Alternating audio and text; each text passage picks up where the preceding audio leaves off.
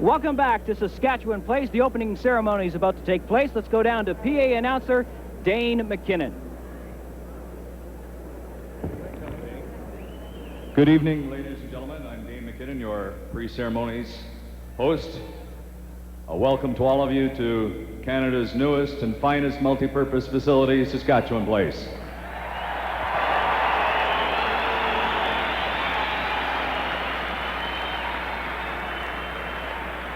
Hockey Canada is pleased to welcome you to tonight's game between Canada's Olympic hockey team and the Soviet Union Olympic hockey team.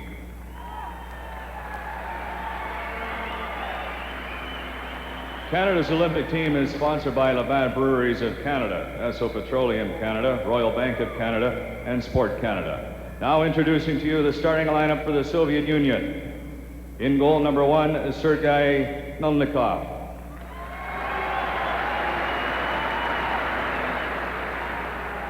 Defense number 2, Vyacheslav Fedosov.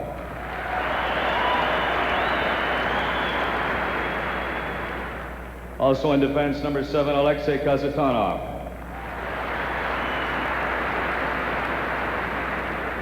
Forwards number 9, Vladimir Krutov.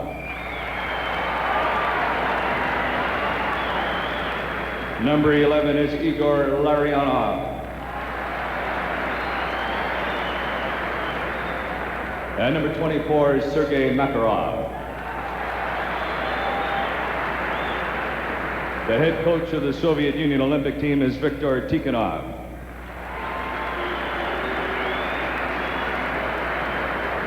Assisted by Igor Dimitrov.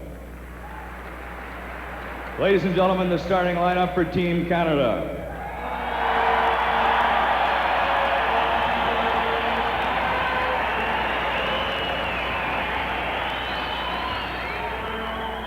In goal from Penticton, BC is number 35, Andy Moog.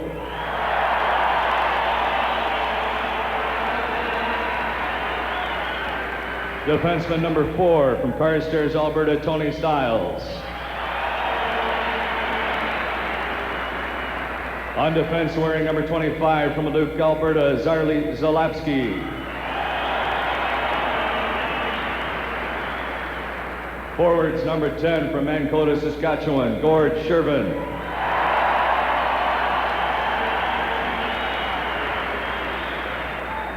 Forward number 14 from Weymark, Saskatchewan, Mark Habshai.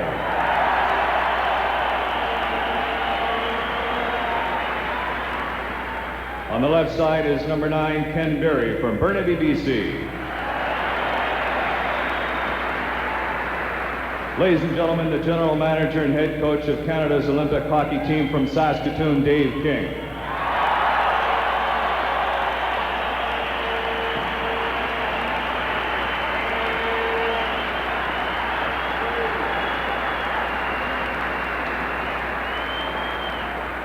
His assistants, Guy Charon and Tom Watt.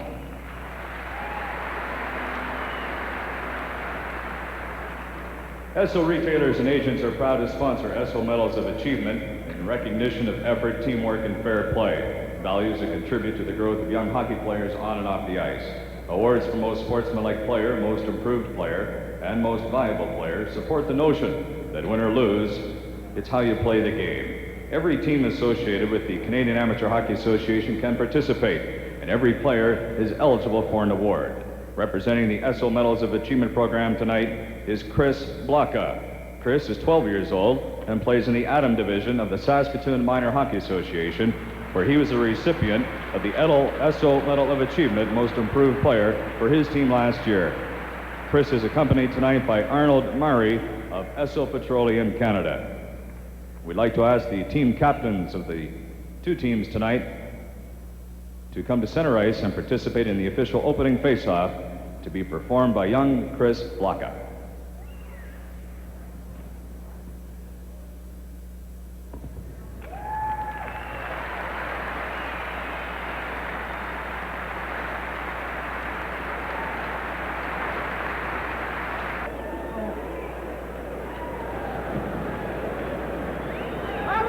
The referee for tonight, Dennis Pottage of Regina.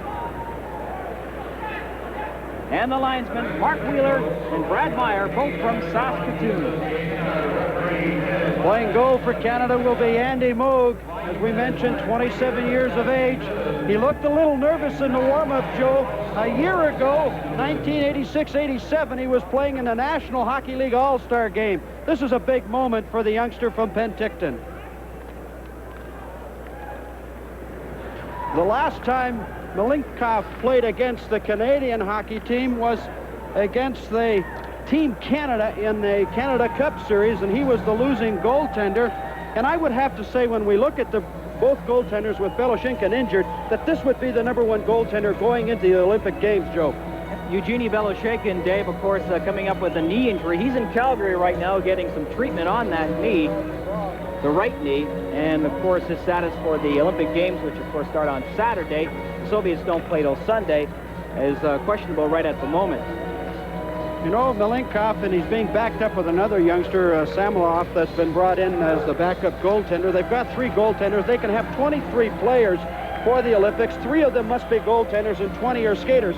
Canada presently are carrying 24 hockey players. Not dressed tonight is Trent Yonny, to a surprise of myself. He's a big, tough youngster. He leads the Canadian team in penalty minutes with 81, and he's not going to play tonight. We were led to believe that Malиновски was not going to play because he had a cracked bone in his left foot, but he is in the lineup, and they're going to go with 6 defensemen. They had 7 dressed for the warm-up.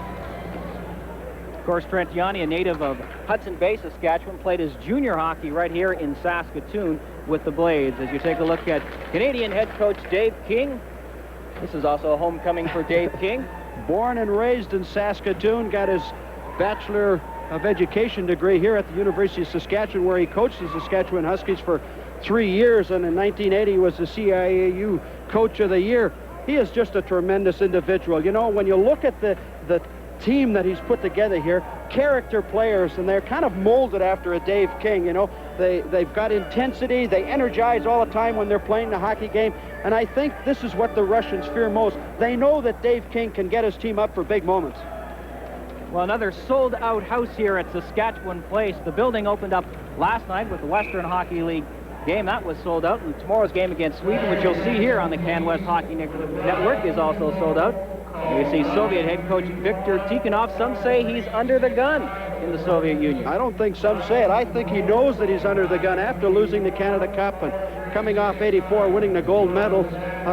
There's a lot of pressure on him, but I think he has the horses. He has the hockey team to play well. It's just getting him up for that brief moment. For 10 days, you have to be perfect. Talk about pressure. They say the book on Mılьникov is go glove side upstairs. Well, I think if you can go upstairs with a good shot, and most goaltenders, they're going to have a difficult time.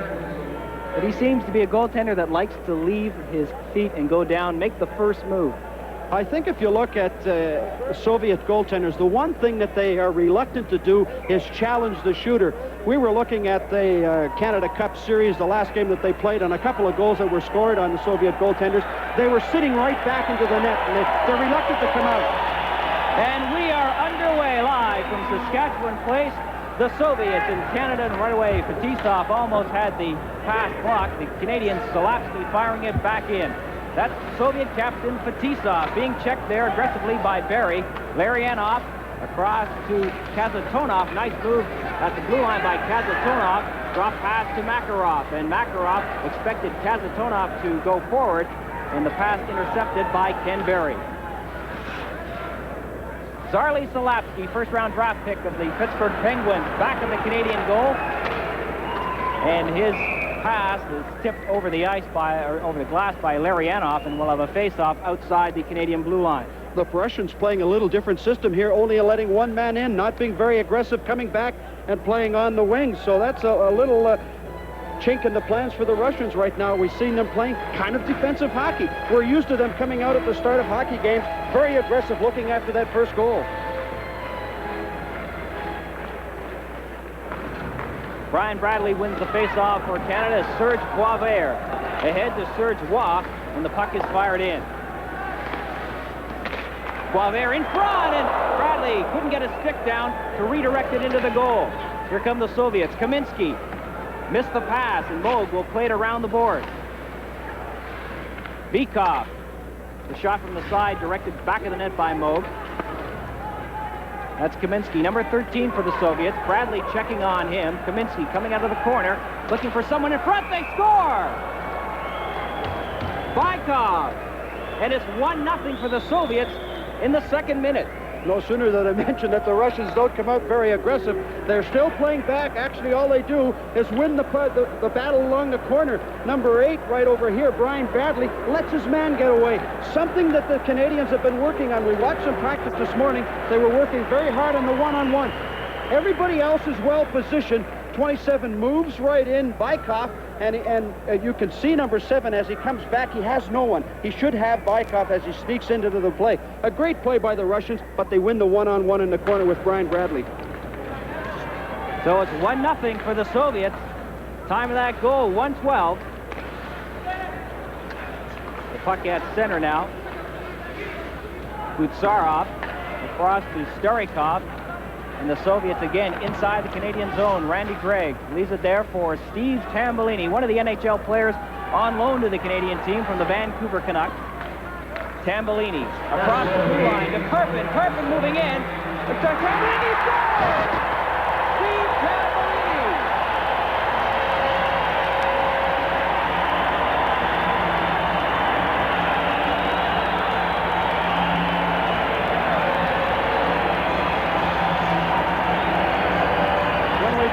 The contribution that Steve Tambellini is going to make to this Olympic team, it will be that he has soft hands and he likes to pass the puck. Right there, a great pass to Von Karpin. Karpin comes in, moves to his right, gives a little fake, and in doing so, he draws the people over to him. Then he comes right in, comes and makes a nice pass right over there to number 11 for the national team. Just a great play right all the way around. You know, Tambellini, give and go. That's the key to the hockey team. Chris Felix for the Canadian Olympic team. His pass was behind Yaremchuk. Now Yaremchuk with some good aggressive forechecking by Canada. Merlin Malиновски fires it in. Yaremchuk misses it inside the Soviet zone, and here comes the USSR. Mogilnyov. Ahead, there's a turnoff, and his shot was blocked by Andy Moog. Again, Yaremchuk. Checked at the blue line, and the Soviets come back. Yakin fires it in. Fired back out again, and the Soviets have to regroup. Fetisov, big shot, and the stick save made by Andy Moog. Ken Berry ahead to Mark Hapshide, a former Saskatoon Blade. Hapshide. His shot glove side and goes wide. Serge Wad. His pass for Shervin goes off his stick, and the Soviets go back for it. Good job by Shervin to take the puck away from Fetisov. Hapshide. Back to Shervin, and his pass misses Berry. Ken Berry back to the point to Zalapski. Shervin back of the net. Hapshide out in front, off the stick. Canadians doing a good job of controlling the puck in that Soviet zone. As Krutov picks it up back of the goal. 1-1 the score here early in the first period. We're live from Saskatchewan Place on the Can West Hockey Network.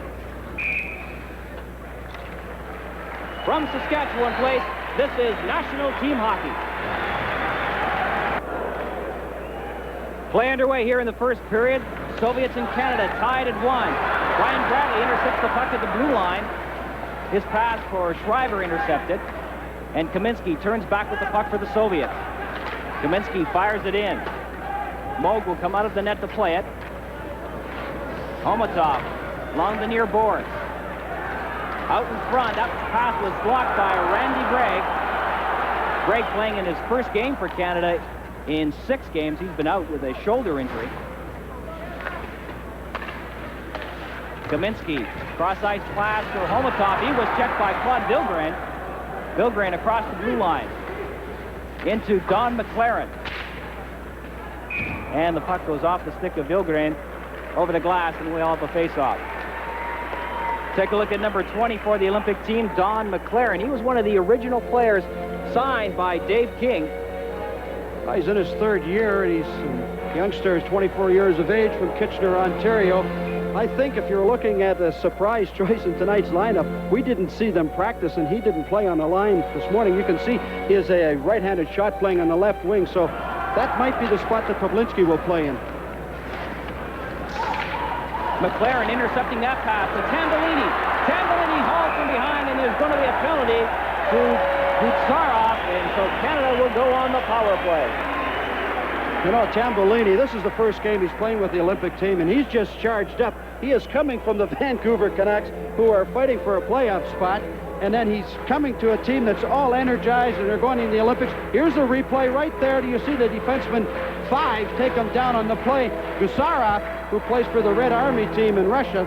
But, you know, Tambellini just moved into the slot. Now, if there has been a knock against the Russians this year, the Soviet national team, is that they failed to protect that slot area. They have been very vulnerable in that area. The Canadian team is going to go to the net, force that type of infraction, puts them on a power play. Tambellini will move to the point in the power play.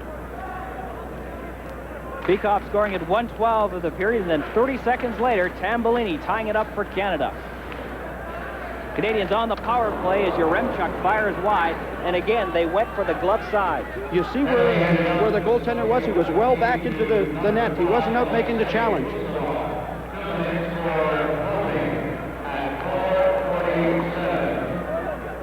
Tambellini now for Canada. Pass to Chris Felix. And the Canadians rather tentative right now, Dave, with this man advantage. Well, they know that the Soviets will go on the offensive if they get an opportunity, even though they're a man short. Felix chases after his own puck. Villgrain back to Yaремчук. To the point to Tambellini. Screen set up in front, and the shot goes wide. Swetlov being hounded there by Villgrain at the blue line. And Malиновски there holds it for a face-off.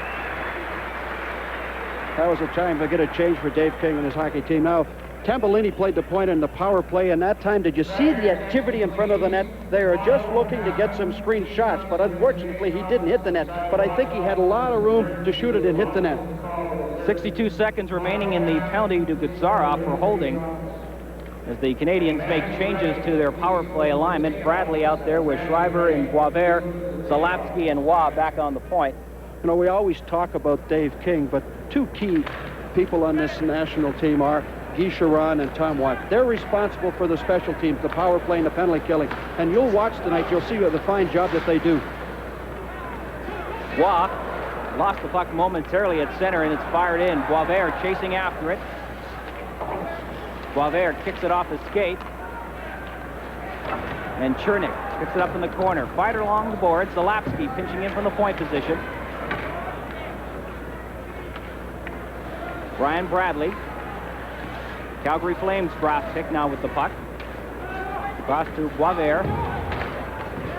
And they fire it into the corner. Bredli in there first for Canada. 20 seconds remaining in the penalty for holding to Gutsarov.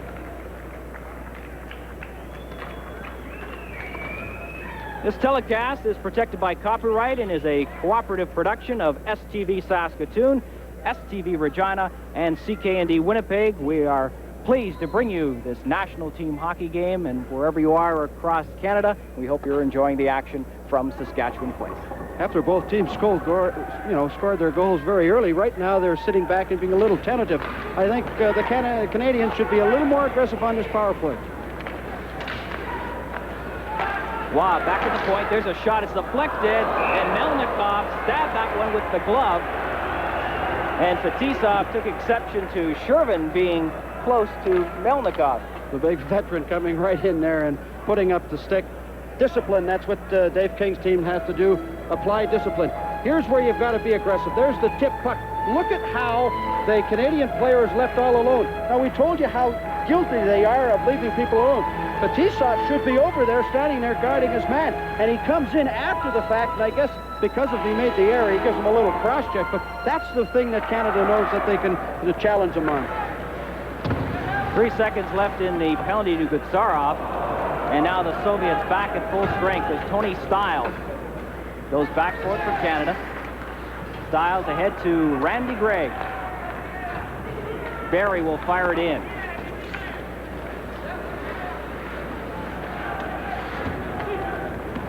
Pass for Krutov was behind him, and Stylus intercepts for Canada. Fetisov to Kazatonov. Ahead to Krutov. The big line out there for the Soviets. Larionov runs into the linesman, and the puck turned over. He didn't get out of the way in time. That's the speed of the Russian. Makarov, 24, across the blue line. Pass to Larionov. Krutov now in the corner. Fetisov moving in from his point position to Larionov. Kazatonov. To Krutov, and it'll be cleared away by Ken Yaremchuk. You notice the job that Waters was doing in front of the net, trying to knock her off. Here comes Yaremchuk into the Soviet zone. The shot on goal goes wide. Waters on loan from the Winnipeg Jets. Makarov checking on him. Now Karpin to Yaremchuk. Back to Karpin, and his shot goes wide. Now McLaren out there for Canada to Karpin. That's Von Karpin, former University of Manitoba product. Doing a good job of forechecking for Canada. Waters keeps the puck in at the point. McLaren along the boards with Kazatonov. Good job by McLaren on that time, as Waters again fires it back in from his point position. Canadian team doing a good job of forcing this top Soviet line. And finally, the Soviets clear it. Well, they've got the Soviet players hanging on and grabbing and clutching at them. Kaminsky sidesteps the check from Villgran, and his shot goes wide, partially deflected.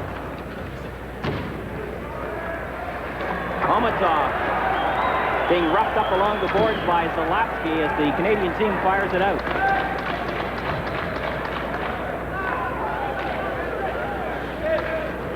Kravchuk, number 29, with the puck for the Soviets. Long shot, easily gloved by Moog. He clears it ahead, kept into the point by Stelnov. And again, Moog comes out of his position to play the puck. With the score, Canada won, the Soviets won. This is the Can West Hockey Network. Let's have a look at Andy Moog go out after this puck behind the net. He kind of just nonchalantly goes for the puck and freezes it right there, and the Soviet player comes in and knocks him off the puck, and he was lucky to get a freeze. And Andy Moog almost caught out of his net again as the net has come away from the magnetic posts. A little more aggression from the Soviet forwards that time as they attacked the net. Sergei Yashin, who's been an addition. There are 17 players here of the 23 that played in the Canada Cup. Now watch the aggressive forward right here in front of the net that time. They go in and make the charge right there. Tony Stylus does everything to keep them out of the way. They're starting to do a little more what the Canadian team have been doing. Semenov to Yashin. Yashin back of the net. Stylus working on him. A good pass out in front. And the save made by Andy Moog on Swetlov. But a good job by Yashin to set it all up. Starikov plays the puck around the boards to Swetlov. And Stylus knocks him down from behind. Semenov now for the Soviets. Drop pass for Yashin. Semenov into the corner. Gregg will get a penalty for Canada as he put the grab on Anatoly Semenov, and Randy Gregg will go into the penalty box for holding. We look at the hardest hitting defenseman for the Canadian team right there, Tony Stylus, who played hockey at Michigan Tech in 1978 to 1982, and we asked Tom Watt who was the best hitter on the team. They said Stylus was. We look at Randy Gregg right in here. Talk to his teammates. Gregg is the oldest player in the national team, 31 years of age. I think it's well documented that he's a doctor, and this is his one last big opportunity to go for the goal. Well, I thought Randy Gregg was going to be called for holding. Instead, it's Brian Bradley in the penalty box. Actually, he could have called either one of them. Bradley was holding up above the blue line, and he went in. Actually, the Soviet player took a dive on Randy Gregg, and the penalty had already been called. 10:07 the time of the hooking penalty to Brian Bradley, so this is our first look at the Soviet power play. Well, let's watch the Soviet power play. They were practicing it this morning. They like to move the puck around. Everybody goes in the flow, in the circles. They don't put anybody in front of the net. Let's see what happens. Chernik back of the goal, checked by Waters. Chernik gets the puck back. Stelnov, and his pass tipped in at the point. Cuts to the transfer in by Biakin. Out in front of pad save by Andy Moog on Mogilny, number 10. I think everybody was concerned with the body check that Brad Berry threw up at the blue line, Joe, and they forgot to get back in their own net. It's a great 2-on-1 situation for the Soviet players, but Andy Moog will stiff out his left leg and make the stop. Right here, there's a great pass, goes right under. There's the left leg. He gets actually 2 whacks before the Canadian defenseman could come in there and take him out of the play. Immediately, Dave King takes him right off the ice and gets new blood out there. Take a look at Andy Moog, and big save by Andy Moog there. I told you at the start of the game that I thought Andy Moog pushed Sean Burke to be a better goaltender, and he is going to come back here, and he's got something to prove, and you'll see a good game out of him tonight. And the puck fired out and down the ice by Zalapski. Up front to kill the penalty for the Canadian team, Von Karpin, number 19, and number 16, Merlin, the Magician Malиновски. Who, as we said, has a cracked bone in his left foot, but is going tonight. Makarov for the Soviets. Back to Kazatonov. Ahead to Krutov, and he couldn't reach the pass. Zalapski in front, and almost checked by Makarov. Zalapski. And he'll take a face-off as we have 48 seconds remaining in the hooking penalty to Brian Bradley. Should take a look at the Zalapski, and now the assistant coach for the Soviet Union, Igor Dmitriev. And they're looking down the bench to see what forwards they've got on the ice that time. They've taken the big line off, and they've moved them around, and then he decided that the Canadian team was not changing the penalty killers, and he put the big line right back on. Malиновski to take the face-off for Canada. Krutov in the circle for the Soviets, and Gregg comes up with the puck. Boisvert fires it to center, and the Soviets will have to regroup. Fetisov to Krutov, and he just fires it in. You don't see the Soviets just shooting the puck in that often. You know why? They had the defenseman, Randy Gregg in particular, standing right up at the blue line. Watch Stylls and watch Gregg in this power play, how they stand him up, force him to shoot the puck in. There's Gregg making the challenge right away. Don't let him get any position right in there. Be aggressive if you're going to kill the penalty. Kazatonov to Fetisov. Fetisov just fired it to the corner where Krutov will pass it back to Makarov. Fetisov, his shot was blocked by Shervin as we have 2 seconds remaining in the minor penalty to Bradley. Canada back at full strength. Makarov to Larionov. Krutov in the slot, but Larionov missed him with the pass. Now Fetisov moving in from his point position, and Fetisov is playing rather aggressively, Dave. There's a shot that was blocked in front by Style. Larionov. Bradley doing a good job of checking on him, and Bradley clears the puck out. Well, the Canadians out there a little too long in that shift. They weren't able to get some possession and get it down and get the line changed, and that's why they had the problems. Soviet player falls down at center. That was Kaminski. Fired in, and it'll be offside. You're watching National Team Hockey live from Saskatchewan Place. The Soviets won and Canada won here in the first period. Bikov scoring for the Soviets at 1:12, and then 30 seconds later at 1:42, Steve Tambellini tying it up for Canada on the setup from Von Karpin. Tim Waters back of the Canadian goal, fires the puck along the boards. Waugh can't get it out.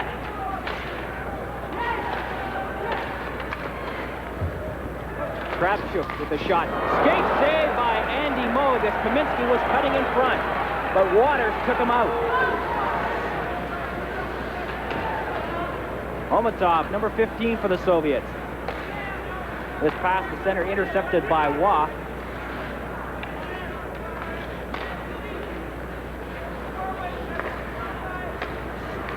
Kravchuk, number 29, to Homatov. Homatov across the Canadian blue line. His pass for Stelnoff goes behind the net. Kaminski taken out of the play by McLaren. There's a chance in front, and the shot goes off the stick of McLaren.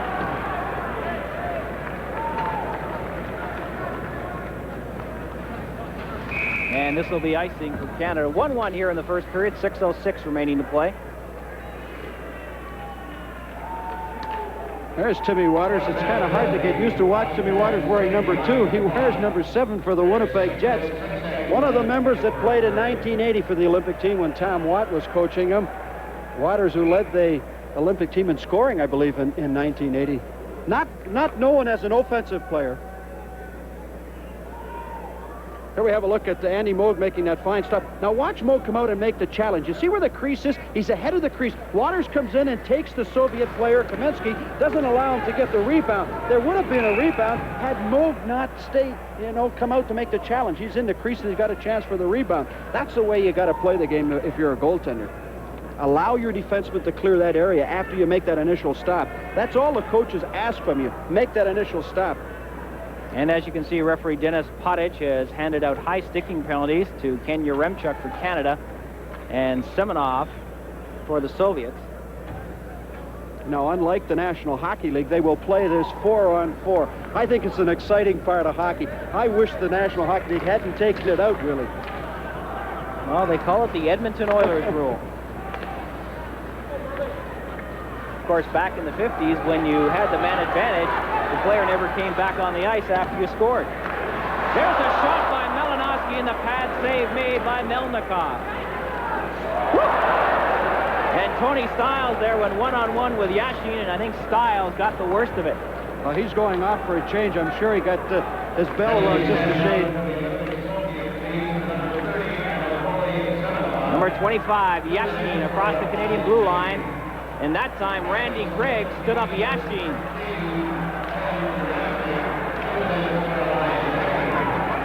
Yashin has lost his helmet after that exchange with Gregg. Starikov. Back to Buzarov. 5 aside here in the first period. 5 minutes remaining here. Canada won, the Soviets won. Wally Schreiber doing a good job of forechecking as Boisvert follows up. There's the support in Dave King's system. You saw Schreiber take him off the puck. You saw Boisvert come in and add the support. Chernik with the puck. Trying to set up a screen and deflected in front by Koshennikov, and it just went wide. Now Koshennikov. The Atkins shot and the pad save made by Fuhrer, by Moog.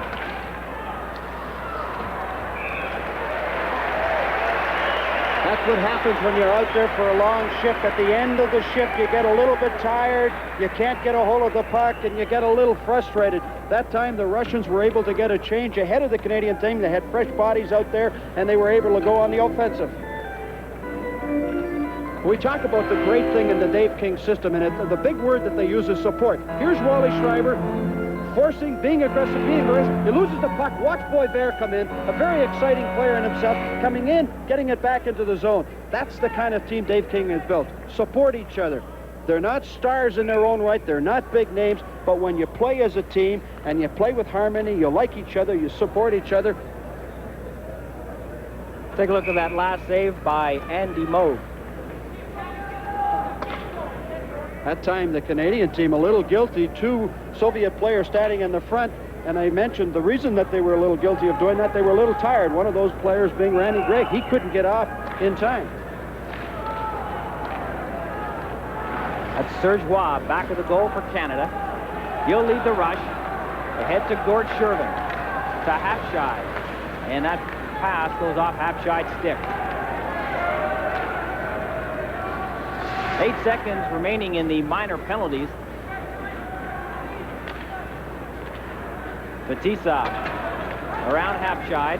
Both teams now back at full strength. Fetisov was expecting Makarov to have been in there along the boards, but Makarov was a little late in moving in. Now Makarov back to the point to Larionov. The shot deflected and it goes wide. Larionov on the rebound and the pad save made by Moog.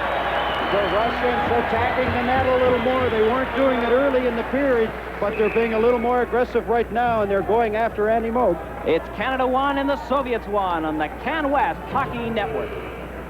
Welcome back to Saskatchewan Place. Joe Pascucci, Dave Richardson, Rick Borgon, and Ron Rimmer here on the Can West Hockey Network as we bring you this national team hockey game between Canada and the Soviet Union. We're tied at 1 here in the first period.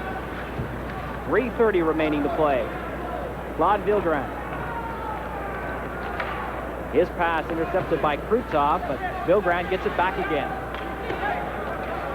Villgran, Tambellini, and Karpin, the forward line for Canada. The Soviets out there with their big unit. Makarov, Krutov, and Larionov, and that is Makarov with the puck. Working against Залапски, and Makarov tried to get it back to the point and does. Kazatonov bans on the shot. Now Fetisov tried that low shot, hoping that Makarov could tip it by Moog.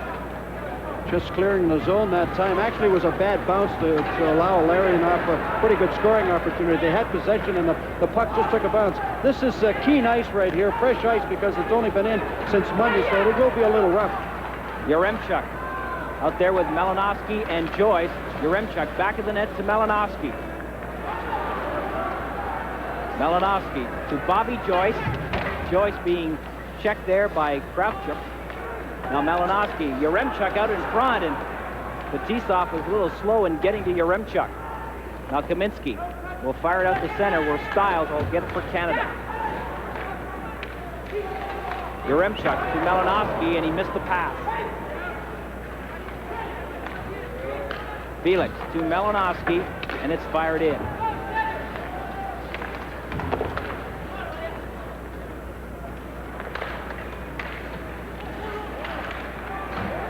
Less than 2 minutes remaining in this opening period as the puck is shot into the crowd.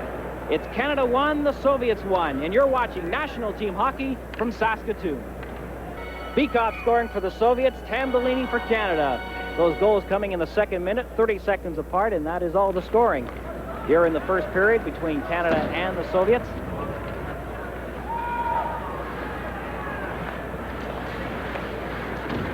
Serge Waugh going back into his own zone for that puck. Wally Schreiber. His pass intercepted by Homatov, and Moog coming out, but Waugh gets the puck first. Kaminsky to Homatov into the corner. Homatov still with that puck. Pass to Bykov to Homatov, and the slot save made by Andy Moog.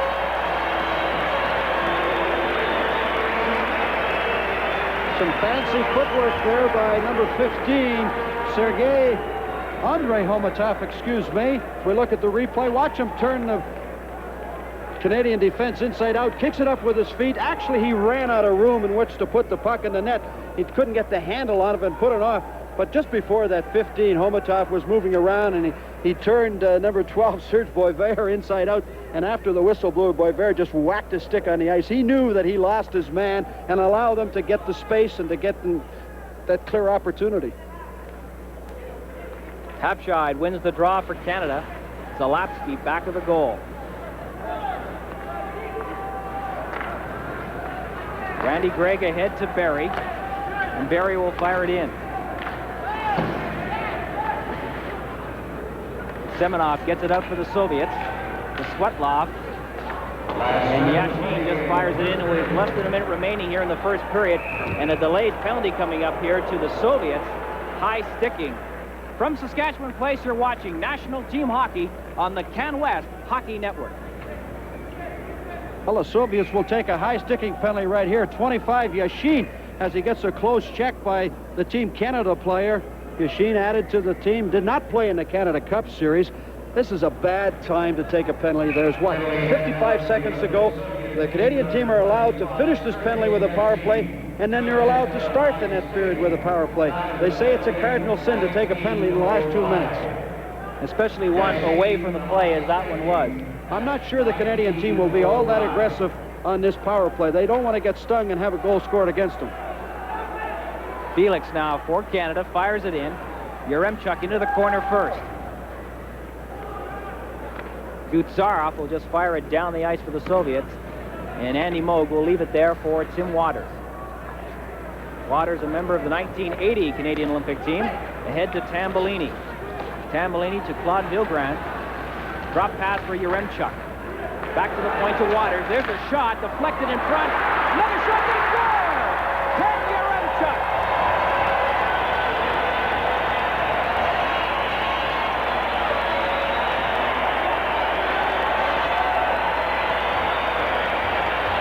Yaremchuk hasn't played all that much tonight, Joe.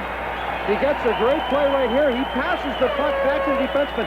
But Mylnikov is in the right spot. He comes out, he makes the challenge. Now I say, all you ask the goaltender to do is to make the first stop. He makes the stop, the rebound comes in. That's the time that the Soviet defenseman has to pick up the free winger. He didn't do it. It's 2-1. A power play goal by Ken Yaremchuk, and Canada takes a 2-1 lead as we have less than 10 seconds remaining here in this first period. And that'll run out the first period as Mogilny gets a shot after the buzzer had sounded. A pretty good period. A little more hitting than I thought for an exhibition hockey game. Both teams really want to win this as they prepare themselves for the Olympics starting this Saturday. Canada 2, the Soviets 1. Let's go downstairs to Rick Borgon. Welcome back to Saskatchewan Place. Joe Pascucci, Dave Richardson, Rick Borgon, and Ron Rimmer here in Saskatoon to bring you this national team game between Canada and the Soviet Union. Canada leading at 2-1. Shots on goal in that first period, Dave. 10-8 for the Soviets. Well, neither team really shoot the puck a lot. They play possession hockey. They get into the zone. They like to spin around, look for the open man. They like to create those 2-on-1s, go to the open space situations. They're not big coming over the blue line and blasting a slap shot anywhere, any which way, hoping to get a goal. They're kind of finesse teams. They like to move it around, and that's the kind of hockey that's very entertaining. A good first period for Andy Moog. Came up with a couple of big saves, glove save I can remember, and a skate save that I also remember in that first period. There's no question that he's charged up for the game tonight. I mean, when we look at the opening round that they're going to play, they're going to visit and play Poland first on Sunday, then they play Switzerland, Finland, France, and Sweden. And I think if you were second guessing Dave King, you would probably start with Burke and then Moog, Burke, Moog, and Burke, and then I think he will go with the hot goaltender come the final middle round, should they get that far. Let's go back downstairs to Rick Borgon. Time now to recap the scoring summary. The first period action, that is. Kamutov at 112 opens the scoring for the Soviet Union. Assist there going to Bykov. Then coming right back for the Canadians, Steve Tambellini at 142, just 30 seconds after the opening goal, and that made it a 1-1 hockey game. Then Canada in the dying seconds of that opening period, Ken Yaremchuk on the power play at 1943, and Canada leads 2-1 at the end of 20 minutes of play. Shots on goal in that opening period, Canada 8 and the Soviet Union 10. And there you see the two Soviet coaches, Igor Dmitriev, the closest to your screen, and behind him, Viktor Tikhonov. Quite sporty jackets that they're wearing there. We were talking to them this morning, and that's really out of the mold of the Russians as we go down to a presentation to Dave King.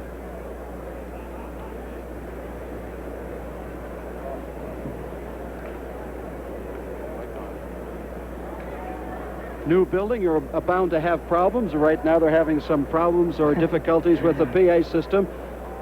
Dane McKinnon has got to turn on the mic before it will work. Well, they haven't got all the hitches yet out of this brand new facility.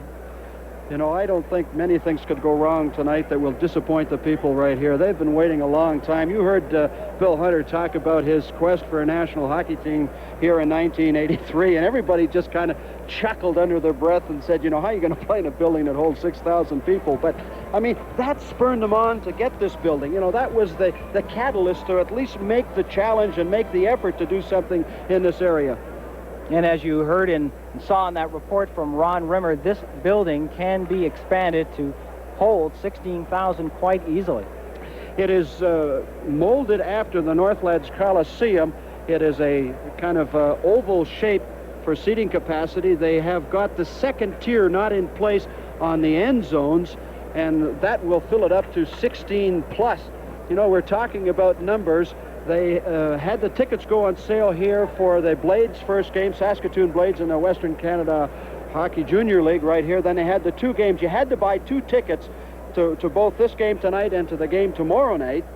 And they had something like 1,100 people in line. They were allowed to purchase 50 tickets apiece. After 400 people went through, all the tickets were gone. Well, we have a moment. We'd like to say hello to all the stations coast to coast tonight on the CanWest Hockey Network. We start off on the Pacific with CKVU in Vancouver, CFAC in Calgary, CFTK in Terrace, ITV Edmonton, CHAT Medicine Hat, CITL in Lloydminster, STV Regina, STV Saskatoon, CKND in Winnipeg, and CJCH Halifax in the Atlantic Satellite Network.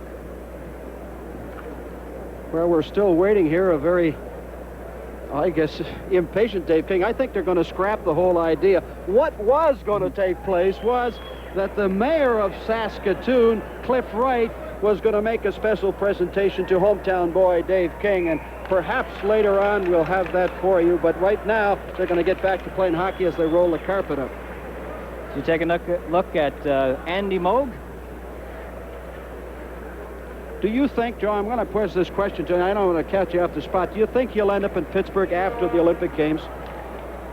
Well, Eddie Johnston would sure like to think so. Well, when you think of the players that are playing here on the Olympic team right now, in 1984, when they finished 4th in the Olympics, 11 of those players went on to become players in the National Hockey League. Right now, I know Залапски is a quality player, more than likely will be in Pittsburgh, and if they now add a goaltender like Andy Moog, they're going to be a force to be reckoned with. Should we say Stanley Cup contenders? I don't know if I'd go that far and say that they're going to be that strong. Well, the Soviets have to turn things around. They were a little... I haven't recalled seeing Soviet team take penalty like they did in the last part of that hockey game. They gave out a couple of good hard checks, but they were also on the receiving end of a couple of hard checks. And I'm a little surprised for an exhibition hockey game that both teams are hitting as hard as they're hitting. There's Залапски, 19 years of age. In 1986, in the Izvestia tournament, Joe, while he was just 18, he was voted the best defenseman in the tournament. Quite a future for the youngster. And I'm sure Eddie Johnston is waiting impatiently for the Olympics to end.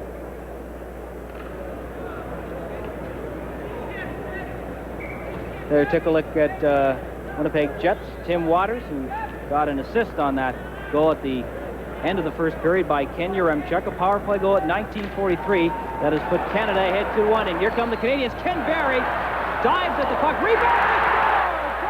Shervin!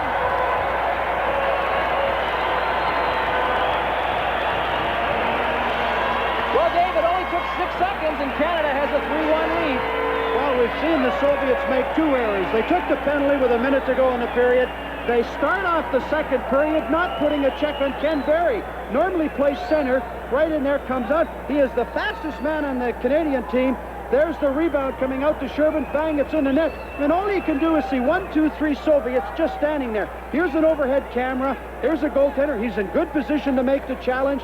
Ken Berry comes down and whacks the puck. Bang, and they go right off there. 3-1. Pretty good odds to overcome for the Soviet team. Puck kept in at the point by the Soviets. Stelnov to Gutsarov.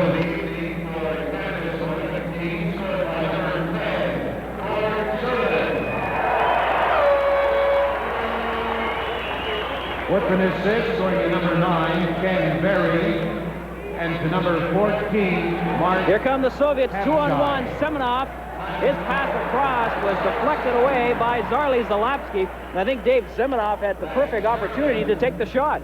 Yeah, they're very reluctant to shoot the puck. That time he was at the hash marks, and he should have shot it at the goaltender. Actually, Moog was sitting back, ready to play the shot. Serge Waugh. His back and pass intercepted by Starikov, and Waters fires it back in for Canada. Starikov back of the net for the Soviets to Gutsarov. Waters along the near boards, and he'll hold it there for a face-off. From Saskatchewan Place, this is National Team Hockey. Welcome back to Saskatchewan Place in Saskatoon. National team hockey, Canada leading the Soviets 3-1, 3 days away from the start of the 1988 Winter Olympics. Bykov across the blue line, fires it into the corner. Waugh back there first for Canada. Waugh was checked by Peplinski, and Waters has to back up. Homatov trying to get around Waters, can't do it. And Waters was hauled down from behind, and there's going to be a penalty coming up to the Soviets. It'll be Bykov going into the penalty box. No, I think Bredli from Canada got the hooking penalty. Taken off his looking, he was wondering what happened because he was pointing at the Soviet player, and he says, hey, wait a minute, it was Bredli from Canada that got the penalty. Sure enough, there is Brian Bredli, former Calgary Flame player. I understand that he's going to play for the Flames after the Olympics. That'd be a very, very tough lineup to crack. Well, if the Soviets hope to get back in this hockey game 3-1, this is a great opportunity for them. The last power play they had one good scoring opportunity, that 2-on-1 situation. Andy Moog stuck out the left pad and made a great stop. Let's see what they can do right here. On the reverse hand, they've got a pretty fast hockey player out there, Canada, in number 12, Serge Бойсверт. He could go. I wouldn't be surprised if he becomes very aggressive on this. It's Bykov, Peplinski, and Homatov out there for the Soviets. Well, Canada are not sure how they want to line up. Guy Charon was yelling at him, make sure everybody ties up a man. That's Stelnov, number 4. The Russians almost crashed into each other that time. Kravchuk back to Stelnov, ahead to Homatov. To Bykov. Bykov checked from behind by Boisvert. And Хэбшейд will fire it down the ice. Well, Canada made a change right away. Бойсверт comes on comes Karpin. Хэбшейd comes off, on comes Malиновски. Homatov checked at the blue line by Залапски. And the Soviets have to regroup again. The long pass for Bykov. Moog comes out of the net, loose puck, and Randy Gregg will clear it away for Canada. I'm not sure if that was going to be an icing call, and Andy Moog just made a little hesitant move to it. When he did right there, he picked up his head and forgot where the puck was. Kravchuk, number 29 for the Soviets. Now the big line is out for the Russian team. And we don't have to tell you who they are, as Krutov carries the puck in. Plays it back of the net to Larionov, back to Krutov. Krutov into the slot area to Larionov. The first shot is saved. Second shot off the post. The goal light came on. Loose puck. And finally it's corralled by Andy Moog. So Larionov is shaking his head in disgust. He's standing all alone in the slot area. He gets one shot.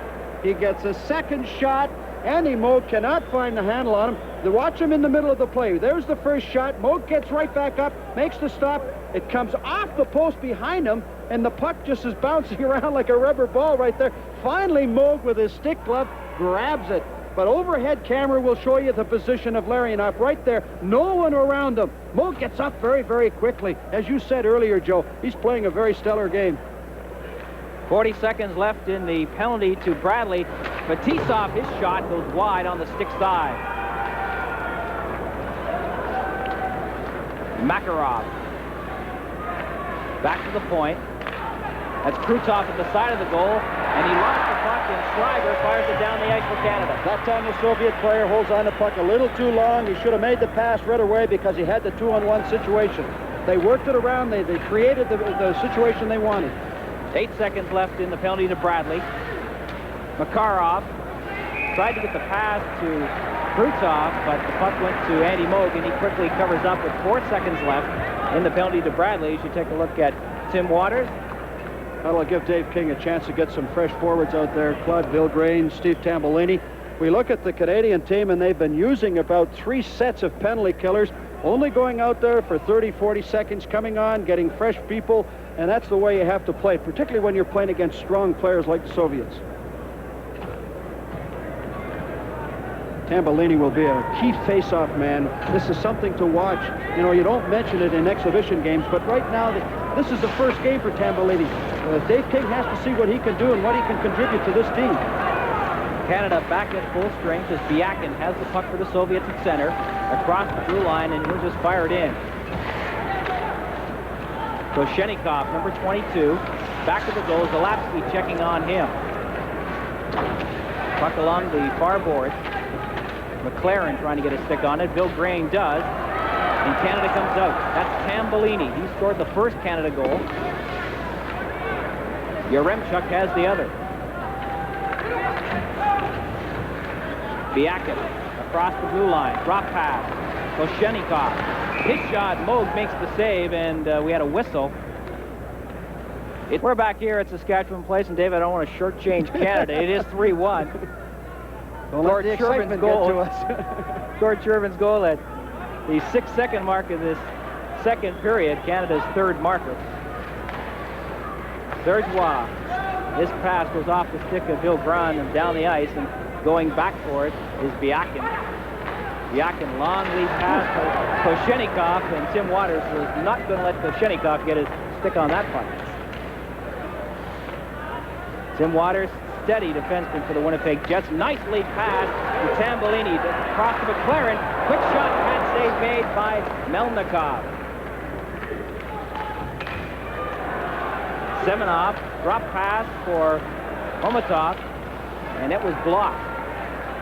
Now Canada comes back. Felix pass intended for Tambalini, but he was looking the other way. Semenov with the puck. Out in front, loose puck, Yashin scores! Well, the Soviets being very aggressive. Number 30, Semenov, will handle the puck 2 or 3 times in the zone. He comes out of the corner really unmolested. It's important for the Soviet player to handle the puck. When they handle the puck, they get all kinds of confidence. Right there, you know, the defenseman, I can't see him as he's turned away right there. Serge Roy, number 3. You see where he's standing right here. Roy has to come out, make the challenge. Don't let him come in and get the zone. How he gets caught up, 2 guys. Felix and Roy were watching number 25, Yashin, the same guy. Hey, don't get caught in that situation. Switch off, get into your side. 5:08, the time of that goal by Yashin, and the Soviets come right back. Kaminsky to Homatov, and Malиновski checking on Homatov.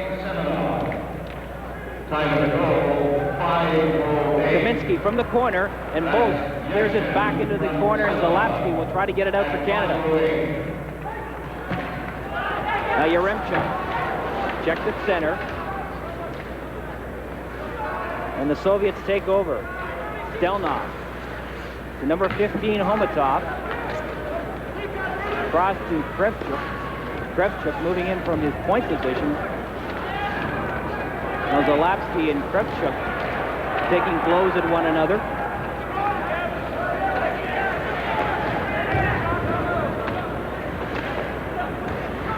Now Waters has the puck for Canada at center. Back to Randy Gregg. Waters will just clear it up the far side, and Kravchuk will have it for the Soviets. Almost gave it away, and offside there at the Soviet blue line. Take a look at Mark Хэбшейд, former Saskatoon Blade, and Bobby Colford, wondering where Trent Yonny is tonight. That's right. That's the man that he is looking for, big Trent Yonny, to get on his blue line. We saw Jimmy DeVolano here from the National Hockey League, and I guess just about everybody from hockey will be in and around Saskatoon and Calgary for the next couple of weeks. Bob Fulford, general manager of the Chicago Blackhawks. 13:38 remaining here in the second period. Canada leading the Soviets 3-2. 2-1 after one. Each team has scored here in the second. Mark Хэбшейд. Back to Berry. The Canadians tried some Soviet passing plays. Хэбшейd in the slot area, couldn't handle the pass. Now that's Хэбшейd again. Across to Berry, and the puck rolled off his stick. Shervin comes out of the corner with the puck. Kazatonov blocks the pass. Now that's Igor Larionov. To Makarov, and Gregg breaks up the play. Randy Gregg, affectionately known as the Good Doctor, and it's offside at the Canadian blue line. And I'm sure most of the people across the country have 2 of them. But there are 4 who do have their name inscribed on Lord Stanley's Cup. For the Soviets across the blue line, drop pass and Koshenikov couldn't handle it. Now here comes Canada. Boisvert. Checked by Chernik. Boisvert gets the puck back. Big shot, and he just misses the far side. Serge Boisvert has that big shot save. That was an example of it. And the puck goes into the Soviet bench. Well, the Canadians right now sitting back. They're getting a little too fancy. They're not taking the Soviet players off the puck. They're letting them gain confidence as they're going. And as they go, their game is puck possession. And right now, they have the puck most of the time. They've got to start using the body that they were doing in the first period, Joe. Knock them off their game. Get them thinking just a wee bit. And you see Soviet head coach Viktor Tikhonov, and one of the things he likes to do is yell at his players. He's doing it. You're not playing my way. You're going to hear about it. That's his philosophy. Right there, he's probably saying, hey, everything looks great when you're passing the puck on our end, but move it up ice, move it up ice. We've got to create some scoring opportunities.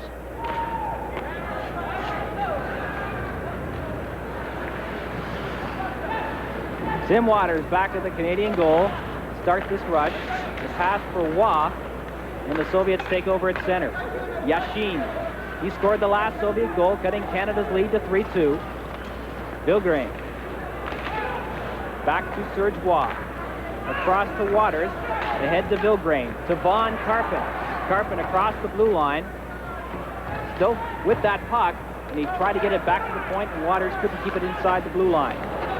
And Tim Waters doing a good job there. He was outmanned, and he fired the puck over the boards. They give his team a chance to get some fresh players on the ice right there. You know, we talked about the aggressive play of the Soviet forwards. They tend to be laid back a little too much, and Tikhonov is trying to spur them on and say, hey, I know it's an exhibition game, but do the things that you're going to have to do next week. Be a little bit more aggressive in your forechecking. That time you saw Svetlov, Semenov do a little bit more forechecking. That time Waters got the puck. He had to throw it out because he was being manned all the time.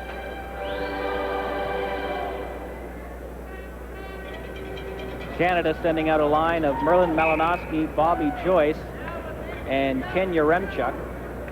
That line played, I think, once this period, and they played maybe twice in the first period. It's the fourth line.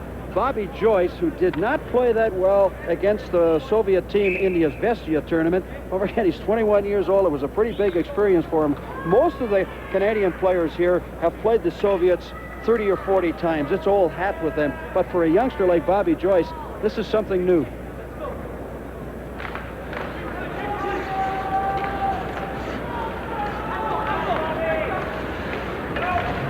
Lead pass ahead to Bykov. Kaminsky in the slot area, and his shot stopped by Andy Moe.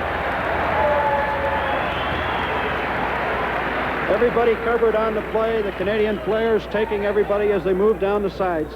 Let's go down to Ron Rimmer.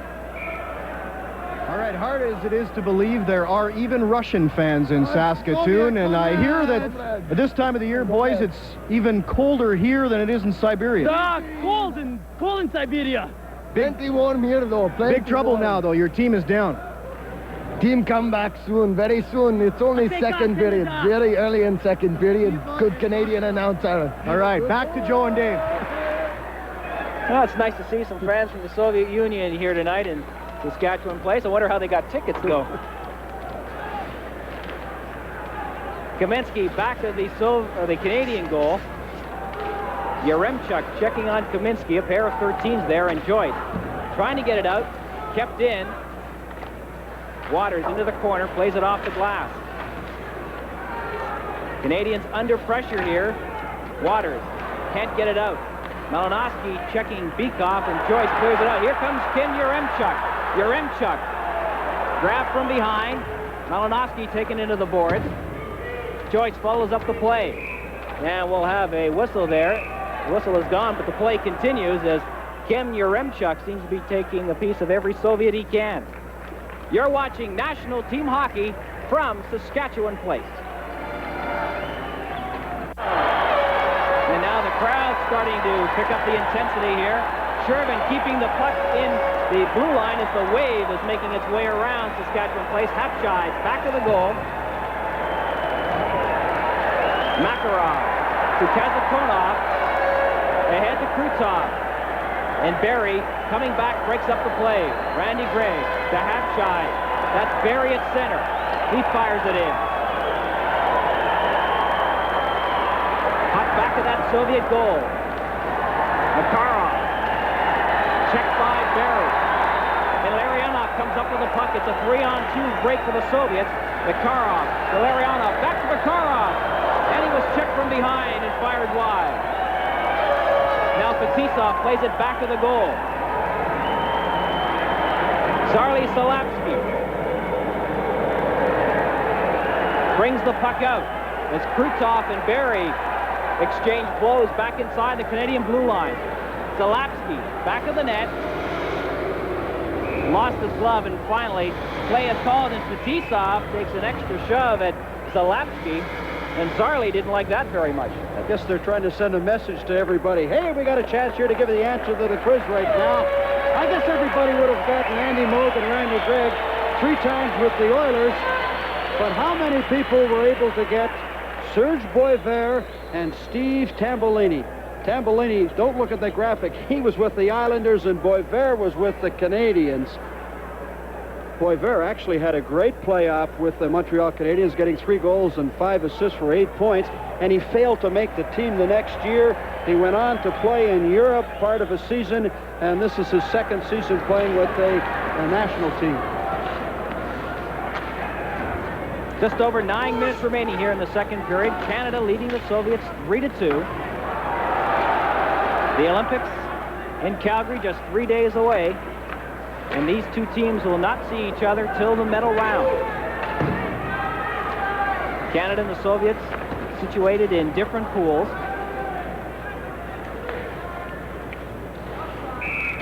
And that'll be offside at the Canadian blue line.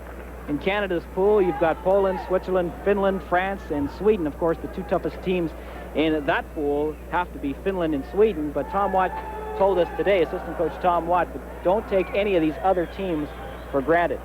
No, I think that's the important thing, is to try to build yourself up and have respect for the opposition. Dave King has believed in that. Don't be in awe of the opposition, but certainly respect them.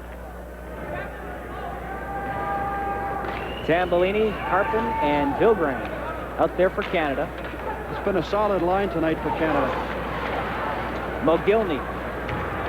He's being checked there by Serge Bois, and they'll hold it there for a face-off. And again, Villgren and Biakin exchange greetings. Biakin, who was an all-star in the World Junior Championships in 1982 and 83, has for 5 years been trying to crack the Soviet lineup and has finally done so. Take a look at Claude Villgren. I like Villgren. I like him as a hockey player. You know, he was signed as a free agent, and I think he'll play somewhere in the National Hockey League. Vancouver Canucks presently holds Villgren's NHL rights. And they can use all the good, aggressive players. Villgren had quite a scoring touch in the Quebec Junior Hockey League. Of course, it's a lot easier to have a scoring touch when you're playing with Mario Lemieux, as he was when he was playing with Laval. There's a shot from the point. Moog with the stick save. Semenov tried to put it out in front. Kravchuk shot, and a good stop indeed by Andy Moog, who got a skate on him. Villgren with a big hit on Stelnov, and Stelnov gives it right back to Karpin. Well, they're getting back to the hitting game, Joe. And Villgren takes down Kravchuk with a hip check, and it's a delayed offside as Kravchuk gets a little bit of a hook from Tambellini and returns in kind with a slap. Everybody on the Canadian bench standing up because that hit took place right in front of the Canadian bench. You can see number 29, Kravchuk, going back to the bench with a little bit of trouble. Here's that right leg of Andy Moog right there. Look at the position, Joe. Just ahead of the crease, comes right out. What can the player see when he makes the shot? Actually, the Soviet player made a great shot. It was just a better stop by Andy Moog. Actually, I think if you look at the action that the Soviet goaltenders had to have as compared to the Canadian goaltender, it's been all Andy Moog. Malиnovski, Yaремчук, and Joyce out there for Canada. Kaminsky Misses the pass as Fetisov checked out Bobby Joyce's number, and those two may meet again. And Fetisov wanted to make sure. That's Fetisov ahead to Kaminski. Kaminski across the Canadian blue line, and it's offside there as Bikoff was in ahead of the play. Some more shoving going on in the corner. Bobby Joyce and Kaminski. I think if I was Victor Tinkanoff, I would like this matchup. I would like these three players against the Canadian three players that they have up there. And we're going to have a penalty here. It's going to be a penalty handed out to both teams. Let's stop this foolishness. Let's stop the pushing and shoving. Let's get back to playing hockey. This one way to do it. Throw them in the penalty box and send a message right through if you're the official. Let everybody know. It's Homatov going into the penalty box for the Soviets and Felix for Canada. As soon as they get the right box. 4-on-4 again, Joe. And Victor Tikhonov is having a conversation with Dennis Pottage, the referee. Tikhonov is very animated about what he's saying. Hey, how come you give our guy the penalty when it was a crash check by the Canadian player? Pottinger is not paying much attention to Tikhonov, though. I'm sure there's a language problem involved. So both teams on by the side. Bikoff across the Canadian blue line. Drop pass for Kaminski. Kaminski trying to work around Randy Gregg. Comes out with the puck.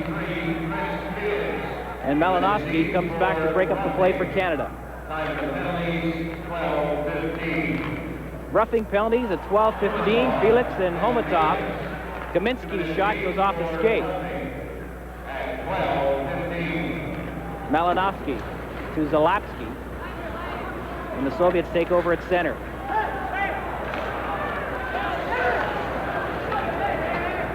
Ken Yaремчук. He scored Canada's second goal, a power play goal at the end of the first period. Across the blue line, Yaремчук looking around Starikov, and Fetisov comes up with the puck. Ahead to Makarov. He has Bikoff with him. Drop pass to Fetisov. There's the shot deflected off the stick of Waugh and goes wide. Bikoff back of the net. Mo comes out, and you'll hold it there for a faceoff.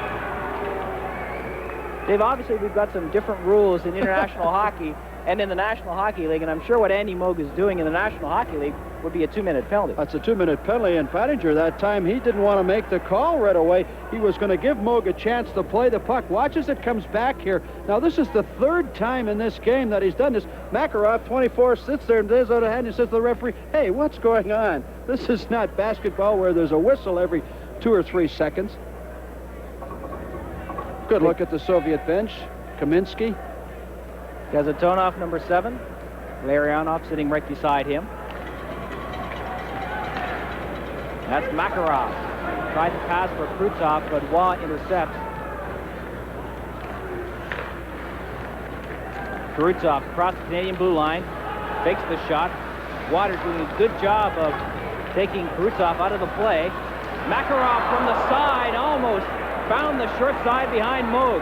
Delayed penalty coming up to Canada. Gusarov out in front, and Andy Moog covers up, and we're going to have a holding penalty. Well, they're going to call it hooking. Canada 3, the Soviets 2 on the Can West Hockey Network. Yeah, we're going to see the penalty here by number 3, Serge Roy. There's 6 minutes to go in the period, and what the Russians are doing, the Soviet Union players are being a little more aggressive. They got Makarov, Krutov out there on the forward line, and they're just forcing the play. That time, Waters was doing a pretty good job, but that time Serge Roy just wasn't strong enough. He gets the stick in there instead of getting his body between himself and the net that time, but don't take any credit away from the Soviets. They're forcing that play.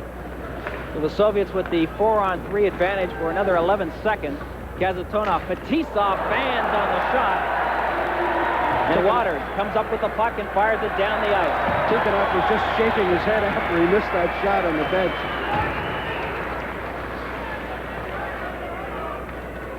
A couple of players coming out of the penalty box, so it's now 6-on-5. The Soviets with the advantage. Makarov. Back to Fetisov.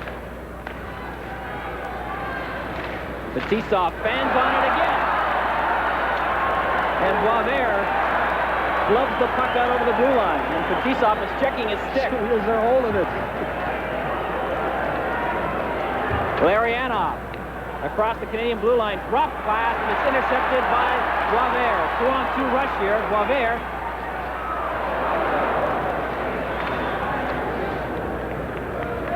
Now Fetisov turns in his own zone. 57 seconds remaining in the hooking penalty to Sergeois. Yashin across the Canadian blue line. Kazatonov at the point. His shot blocked by Karpin. Kazatonov again. His shot over the crossbar. Makarov to Fetisov. Back to Fetisov. Lets it go. Pad save made by Moog. And Canada comes back. Nice play by Randy Gregg that time. Just as Larionov was going to shoot the puck, Randy Gregg knocked him off the puck. There's a veteran hockey player. That's why Dave King wanted him on this team, for his experience. Semenov across to Svetlov. Now Yashin. Into the corner to Semenov. Back to Yashin. And Canada back in full strength as Залапски fires it out over the blue line to Waugh. Waugh leaves it there for Tambellini. There's a shot and the pass save made by Mylnikov. Now Svetlov, number 16, and he was checked by Uotters. Puck in the corner, Tambellini. Missing on that last scoring opportunity. He has a goal for Canada. Ahead to Bobby Joyce. Starikov to Stelnov. 3:25 remaining here in the second period. Canada leading it 3-2. There's a giveaway. Mogilny for the Soviets. His shot, and Andy Moore takes it high off the chest. I think that was the first time tonight that we've seen Mogilny, number 10. He's the newcomer to this team, has not played on a national team in any of the Olympics or the Canada Cup Series. Here's the puck. It'll come free, and he tries to break through right through the middle. He's the only Soviet player wearing that full face mask. There's the shot. Too high up a play. Not much of an opportunity to create a rebound at the same time. Did you see him look over his shoulder to see if he was being pursued? But he wasn't that time, and the Canadians were able to cover up, and Andy Moore got the whistle. Mogilny will turn 19 during the Olympics. Great exposure for him right here under this pressure-type situation. You saw one of the party animals here in Saskatchewan Place just a moment ago. Biakin at the point, moving in. McLaren checking on him out in front, and the save made. Mogilny, another shot, and that one just off the stick of Serge Bois.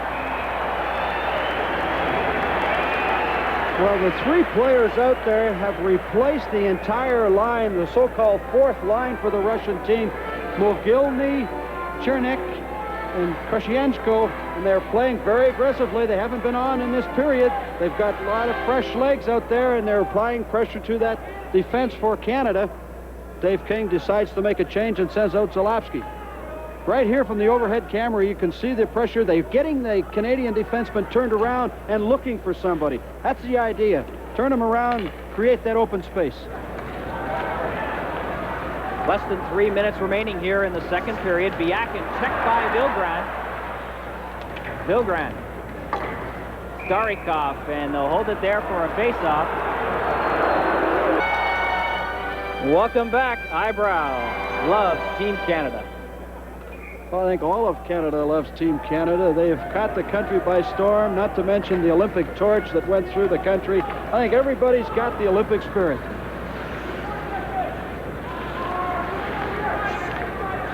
Kazatonov with the puck for the Soviets at center. Залапски there for Canada to Felix. Felix ahead for Villgran, and the pass was behind him.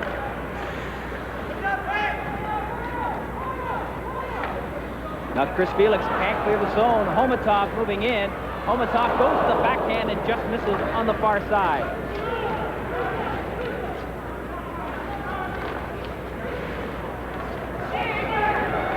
Bykov back to Homatov, looking for Kaminski, and Залапски takes Homatov out of the play. Puck is fired down the ice, and it'll be icing as Kazatonov goes back to touch it. From Saskatchewan Place, you're watching National Team Hockey on the Can West Hockey Network. A good scoring opportunity for the Soviets as they apply the pressure on the defense. Look at how they're going to the net right in here.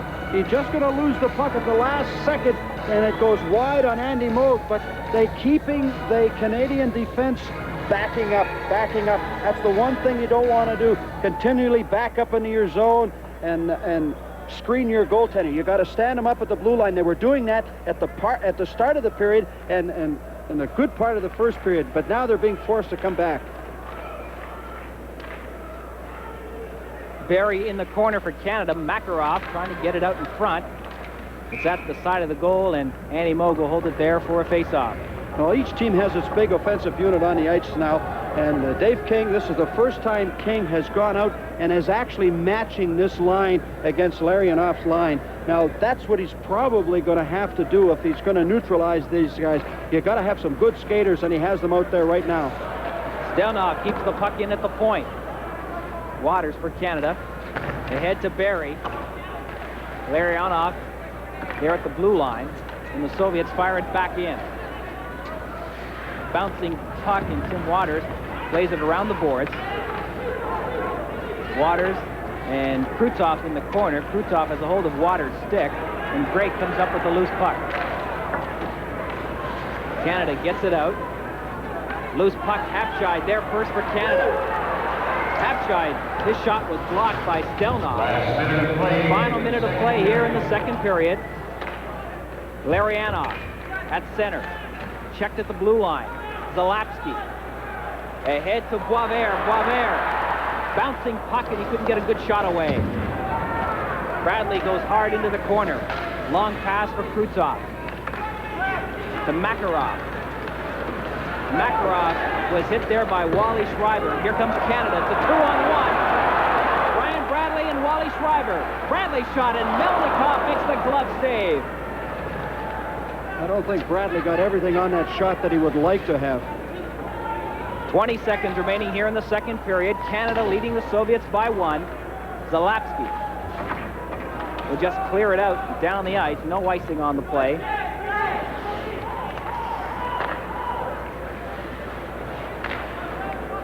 Final few seconds here of the second period. Semenov moving in.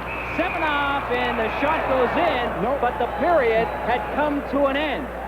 Well, I think the Canadian team, Joe, if they're going to come out in the third period, what they have to do is stop being defensive, get back onto the offensive, and charge the puck a little bit more. As we watch the replay, Semenov, who's had a strong game in the first two periods, has done this on 2 occasions. The other time he went wide. That time he puts the puck in, but time had run out on the period.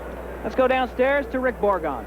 Will be Habscheid once again with Brad Berry and the far winger Gordy Shervin.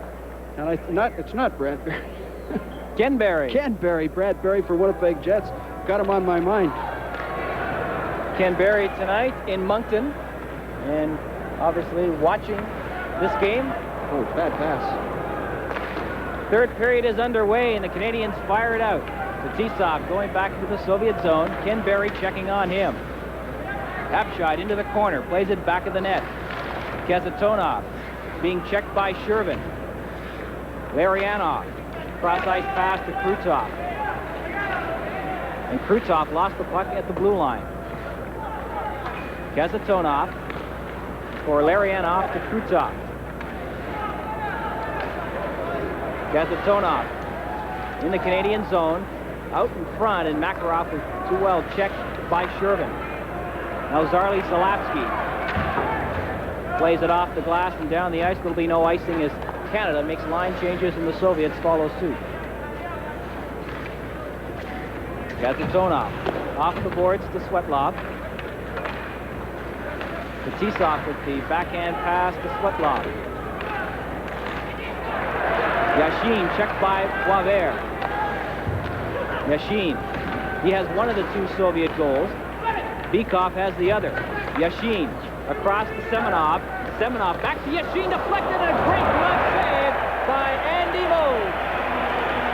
Well, that line has been the best offensive line for the Soviets this evening, and Andy Moog has kind of hoping that he doesn't see them very often. This is a 2-on-1 situation, a nice pass. He just, as you'll notice, the Soviet player is on his wrong hand. He doesn't backhand it. He's carrying the puck behind him, and he makes the play. As he carries it behind him, he allows himself the opportunity to get it over there to Yashin. Yashin just kind of directs it, much like Ken Berry did when he scored his goal towards Andy Moog. And Andy had to kind of turn quickly and get that right leg out on the play. Good play all around by both teams. Soviets win the draw. Villgren kicks it out and takes a hit from number 4, Stelnov. Yashin working against Waters. Semenov overskates the puck, and the Canadians take over. Serge Waugh ahead to Villgren. Villgren back to Karpin. We have a penalty coming up to the Soviets. Tambellini in the corner. Yashin will touch the puck, and Gusarov will be going into the penalty box for 2 minutes for high sticking. Again, it took place right in front of the Canadian bench, and Tikhonov is probably saying, oh, what kind of penalty? I have to side with him in this case. I'm not sure if it was a high-sticking call at all. It looked to me like Gusarov took him out of the play rather well. High-sticking penalty to Gusarov. Let's take a look at it. Right here. Wow, he gets it up early. Right. Good call by the official. He called it actually before he made the body check. He had the stick right in there, and he took him out of the play a little excessively with the stick.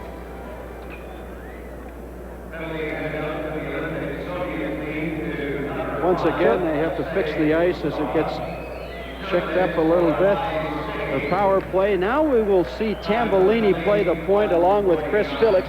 The combination that we thought we would see at the end of the period. Chris Felix was out there, but he had Tim Waters for defensive purposes.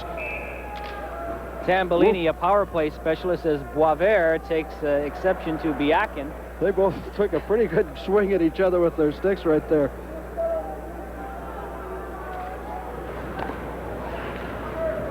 Starikov slaps the puck down the ice, and the Canadians will have to go back.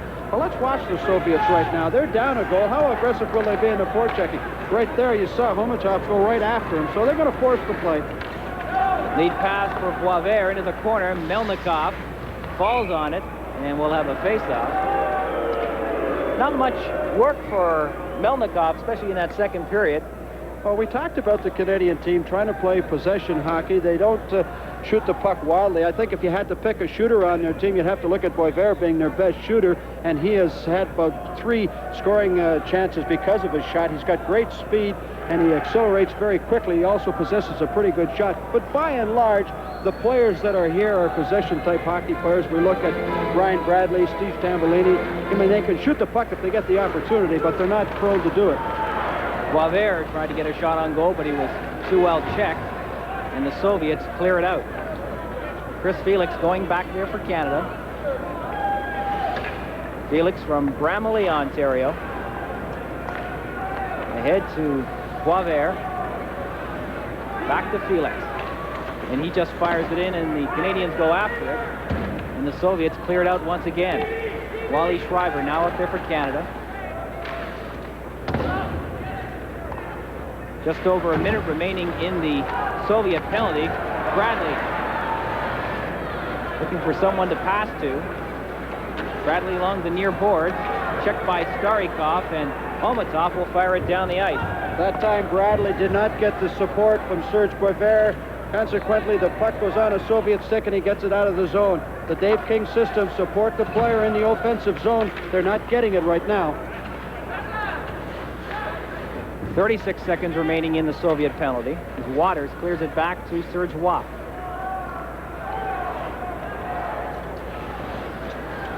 Didn't expect to see Tim Waters playing the power play, but I'll tell you, he's played well tonight. He's played a lot, but he's played very well. And he's played for Dave King. He's played for Tom Watt before, so they know what they can get out of Tim Waters.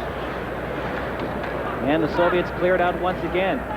That's Tim Waters to Ken Yaremchuk. Yaremchuk, former first-round draft pick of the Chicago Blackhawks. Soviets doing a pretty good job right now. They've got a scoring opportunity. Lomakin. There's a shot and the save made by Moog as Canada turned it over in their own zone. Here comes Ken Yaremchuk. Yaremchuk working against Kazatonov, and Kazatonov knocks the puck away at the last moment. Fetisov now for the Soviets, ahead to Makarov. Lomakin out there on the ice for the Soviets for one of the few times he's seen the shift. Makarov to Kazatonov, backhand shot, and it goes high over the goal. Randy Gregg will clear it out for Canada, and Brad Berry couldn't handle the pass and will be icing as Makarov goes back to touch it. Welcome back to Saskatchewan Place, and Dave, it's not too hard to figure out who that fan is cheering for. You're absolutely right, Joe. Habscheid, Shervin, and Berry, the forward line for Canada. Larionov, Krutov, and Makarov for the Soviets. Mo gloves the loose puck, and Gregg fires it around the boards and out. Gutsarov back there for the Soviets. Gutsarov to Larionov. Good job by Habscheid. Berry, shot, and a glove save by Mylnikov.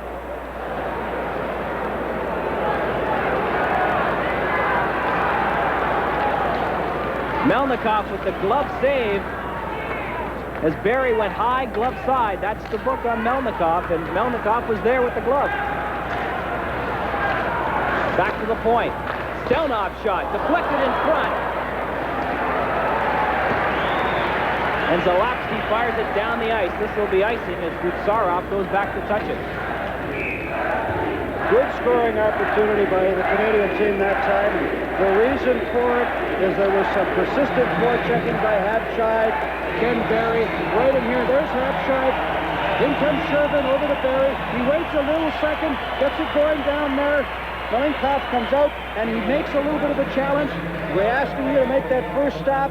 He's capable of doing it. The puck comes under the Soviet sticks, and they clear the zone. But all that took place because Habscheid and Berry and Shervin started to do a little more forechecking, supporting each other, and you force the other team to turn the puck over. Malиновски taking the face-off for Canada. Wins the draw. McLaren ahead to Bobby Joyce. Bobby Joyce across the blue line. Taken out of the play by Starikov. Biakin gets the puck ahead to Yashin. To Svetlov. Svetlov taken out of the play at the blue line by Timmy Waters. Waters then ahead to McLaren. To Merlin Malиновски.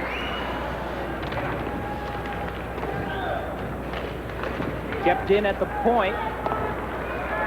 And Starikov will get to the puck first for the Soviets. And almost gave it away in his own zone as Canada makes a line change. Semenov across the blue line. Checked off the puck by Felix. Now Yashin back of the net. Looking for a man out in front. Залапски takes him out of the play. And Canada looking for a face-off, and they get one with 13:32 remaining. Canada leading by 1. Well, the Soviets starting to come on a little bit more. The big line that they have for the Yashin and Semenov are playing very, very well. Svetlov, they have created more scoring opportunities, and I think one of the reasons they look to me like they're the better skaters. We talk about their big line, Makarov, Larionov, and Krutov, but, you know, they are veteran hockey players. They're 28, 29, 30 years old right now. They don't have the speed, Joe, that they had in 1980 when they played on that Olympic team. You know, we talked about Larionov in the opening and about how he was not a factor in the Canada Cup. He hasn't been a factor in this game at all. He's just looked like an average hockey player, but give some credit to Mark Habscheid and the rest of the Canadian team. They've played him very, very tight. Again, Canada winning the faceoff. That time it was Tambellini out there with Villgran and Yaremchuk. That's Ken Yaremchuk with the puck. Long pass to Tambellini. Tambellini with Villgran. And breaking up the play was Fetisov to Homatov, number 15. Soviets moving in on Moog. There's a pass in front, and a good job by Randy Gregg to tie up the Soviet player in front. Yaremchuk across the blue line. Tried to get it out in front. It was blocked. And Bikov fires it down the ice. This will be icing as Залапски gets to it. Let's go down to Ron Rimmer with the special guest. All right, as Joe and Dave mentioned, a number of NHL dignitaries here tonight, including Hawks general manager Bob Pulford. Bob, not a bad hockey game thus far. No, it's been a very exciting game and been good action at both ends. Canada's chances of winning a gold medal at the Olympics. Well, I think they're very good. You know, they have excellent goaltending and they're skating very well. I think Dave King has them playing very well defensively, and they have as good a chance. It's sudden death, and hopefully they'll win. Thanks very much, Bob. Joe? Thank you very much, Ron. The thoughts of Chicago Blackhawks general manager Bob Pulford. Shriver with a quick shot, and Mylnikov makes the stick save. Bredli into the corner, coming out in front. Bredli still on the puck. Tried to get it to Boisvert. Boisvert taken out of the play. Little interference there. And Gusarov comes up with the loose puck.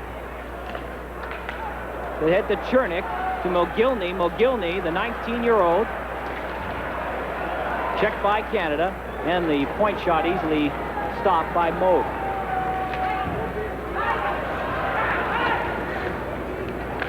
Gusarov. They head to Lomakin, number 23. Lomakin getting around Tim Waters. And the Soviets looking for a penalty there, and none being called by referee Dennis Pottage. 11:53 remaining to play here in the third period. Canada leading the Soviets 3-2. Mark Хэбшейд in the face-off circle for Canada. Larionov wins the draw.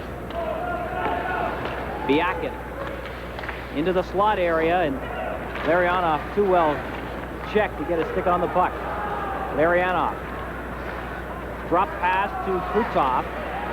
Randy Gregg takes Krutov out of the play effectively. And now we're going to have a penalty, and it's holding penalty to Randy Gregg. They're going to count for holding. Krutov made a concentrated effort to get out of his grasp, and Randy Gregg, at a certain point, you have got to decide, hey, am I holding him a little too long?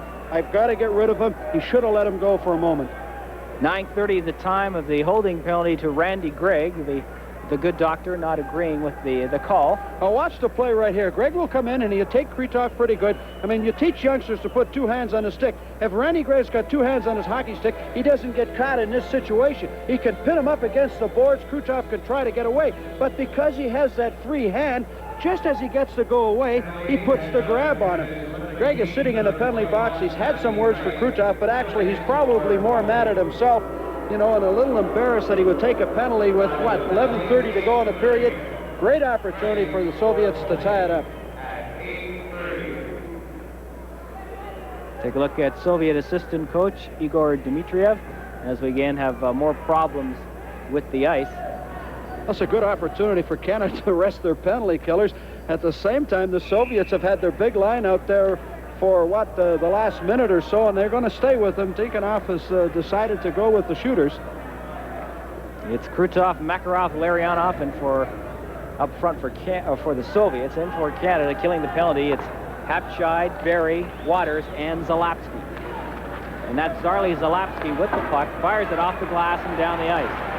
The importance of winning the faceoff. Yeah, good skaters up front for Canada. Ken Berry's an excellent skater. Starikov falling down in his own zone. There's a loose puck picked up by Berry, and Berry just couldn't control the puck after sidestepping the check from Biakin. Well, this so-called green unit for the Soviet units, they just do not have the speed. They just cannot get a hold of the puck. They're playing them very, very tight. They look a little frustrated. Larionov to Makarov. Biakin moving in, and the shot by Biakin just goes wide. There's that trailer by the Soviets moving in. Karpin flips it out. You'll notice we haven't seen Fetisov on the blue line since he fanned the last time. 1 minute remaining in the penalty for holding to Randy Gregg as Krutov carries the puck in. Krutov working against Felix, and Larionov had the puck go between his skates. Fetisov out there now for the Soviets. Krutov Trying to set something up in front, and the pass was blocked by Felix and shot down the ice by Boisverts. Nice, solid job by Canada, playing the box perfectly, holding their positions, using a little discipline. Don't rush after the puck. Don't create the open space for the Soviet player. Pass into the Canadian zone. Svetlov taken down back of the net by Залапски, and Залапski will carry it out. 18 seconds remaining in the penalty to Gregg. 4-on-2 rush here for the Soviets as Yashin was checked by Uotterss. Tim Uotterss is having himself an outstanding game for Canada. Well, right now, he has played extremely well. I'm surprised that even Dave King would play him that much. They did not dress Trent Yoni tonight, and I can see why. They've been impressed with the play of Tim Uotterss. Well, Andy Moe comes out of the net trying to get a face-off again. Doesn't get one this time. Now Felix. 9:17 remaining here in the third period. Canada leading it 3-2. And that's offside of blue line, and the fans helped call that one. Well, you know what happened that time? Randy Gregg came out of the penalty box, and they had 3 defensemen out there, and when Vilgrein got the puck, he tried to pass it to a forward, and it turned out to be Randy Gregg, and he didn't want to go off the ice. He wanted to get off the ice. They just announced the attendance here tonight, Dave. 9,399. They told us it only held 8,300. Lots of credit to the people of Saskatoon for supporting the Olympic program and to come out and see this new building for the first time. They've treated us here very, very well, and couldn't be more pleased with the cooperation from the people in Saskatchewan Place, along with the people from the Olympic program. Forward line for Canada out there right now. Tambellini, number 11. That's Tikhonov talking to Larionov and Makarov. He's telling them, hey, fellas, it looks great moving the puck around, but you didn't get a shot in that power play. And he's right. Kaminski checked at the Canadian blue line by Felix. Felix ahead to Tambellini. And that pass to Vilgrein failed to connect. Homatov going to the backhand, checked by Felix. Now Bykov comes up from the corner, and Uotterss checks the puck away. Gutserov can't keep the puck into the point, and Tambellini breaks out with Yaremchuk. Ken Yaremchuk trying for pass to Vilgrein. That was blocked. Tambellini at the side of the goal fires wide. Now Ken Yaremchuk back into the corner to Vilgrein. Yaremchuk to Tambellini. Back to Claude Vilgrein. Canada doing a good job of controlling the puck in the Soviet zone. And now Bykov comes up with it for the Soviets. Ahead to Homatov. Homatov's pass for Bykov failed to connect, and Canada just fires it back down the ice. That line right there, Tambellini, Vilgrein, and Ken Yaremchuk have played very, very well this evening. Lomakin. Ball is at the Soviet blue line. Starikov now with the puck. Back to Lomakin. New forward line for Canada, Joyce, McLaren, and Mark Habscheid. Centering those two. Залапски just slips it back in. 7:29 remaining here in the third period. Canada leading it 3-2. As Uotterss checking Chernik of the puck. That's Chernik right now, number 21, fakes the shot, moves in, drop pass, and there's the shot that just goes wide by Lomakin. Mogilny from back of the goal, out in front, and Chernik didn't see the pass coming. And Canada, again, making a quick line change. Well, you talked about Chernik taking the puck out of the blue line. That time he was in the slot area, and he really should have shot the puck. You give it to somebody who was at a worse angle than he was. Here come the Soviets. Larionov with the shot, and Randy Gregg got down to make the block on that one. And the puck is fired into the Canadian bench. Canada 3, the Soviets 2 on the Can West Hockey Network. Here's the scoring opportunity from Chernik. He comes in right there. Why doesn't he unload the puck? He puts it back here to 23. Kaminski, and he doesn't really get a good shot on the net from where he is because he was kind of standing sideways. But 21 comes around. Chernik right in the slot area. All you got to do is take the puck and shoot it from right there. And the next time they come down, Larionov gets the puck and he shoots it, because you remember the coach Dinkonoff telling him, hey, shoot the puck more. And the wave is going around Saskatchewan Place once again.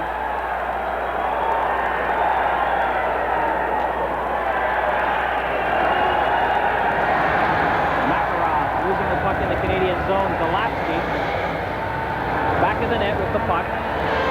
Fires it off the glass and out. Fetisov leads the Soviet rush to Larionov, and he loses the puck at the Canadian blue line. In Canada, Dave, quite content at this point to just play it out. Well, I don't think that's the way you have to play against the Soviets. You've got to remain aggressive with the puck. Here comes Mark Hapshot. Hapshot across the blue line to Shurvin. There's a shot by Shurvin and the stick save by Mylnikov. Waters moving in. Back of the net to Shurvin. Hapshot. Back to Gort Shurvin. He has one of the 3 Canadian goals. Fetisov fires it out, and Krutov almost getting a break on that one. Loose puck along the near boards. Felix trying to clear it out. Hapshot does by flipping it over the glass. I think had Hapshot been playing in the National Hockey League, he's got a 2-minute penalty for delay of game right there. The referee from Regina, Pottinger, give him the benefit of the doubt.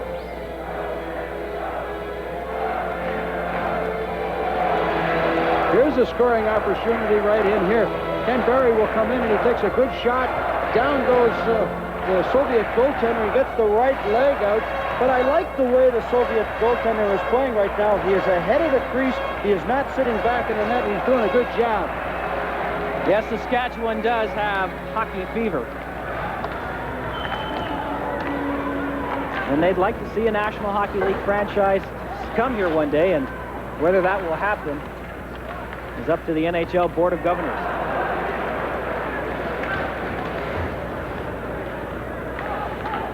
The Soviets on the attack again. Yashin working against Waters, and Waters does a nice job of tying up Yashin. And they call that gloving ahead with the puck. With the score, Canada 3, the Soviets 2. This is National Team Hockey from Saskatoon. You always wanted to, now you can.